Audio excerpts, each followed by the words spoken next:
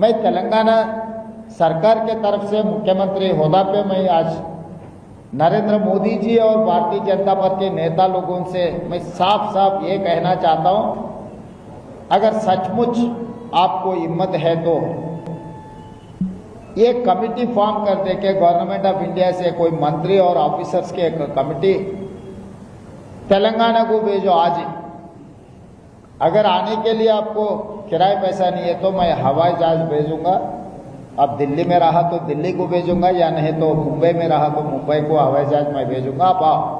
నమస్తే అండి, మీ పేరు? నమస్తే, కృష్ణా గౌడ్ నా పేరు. ఊరండి? సోలక్పల్లి, సోలకపల్లి మండలం, జిన్నారం, జిన్నారం, పటంచెరు నియోజకవర్గం వస్తుంది. పటంచేరు నియోజకవర్గం, సంగారెడ్డి డిస్టిక్. కేసీఆర్ పాలన బాగుందా, రేవంత్ రెడ్డి పాలన బాగుందా? కేసీఆర్ పాలనే బాగుండేది. బాగుండే ఏమేం బాగుండే? రైతు బంధు వచ్చేది, రైతు బీమా వచ్చేది, పెట్టుబడి సాయంకి వచ్చేది, వాటర్ కెనాల్స్ అవన్నీ బాగుండే. ఇప్పుడు అన్నీ ఆగిపోయినాయి కదా.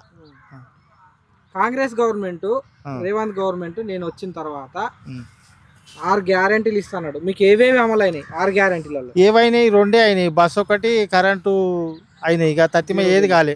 గ్యాస్ 500 గ్యాస్ కాలేదు. ప్రతి మహిళకు 2500 ఇస్తాను. కాలేదు. పెన్షన్ 4000 చేస్తాను. కాలేదు.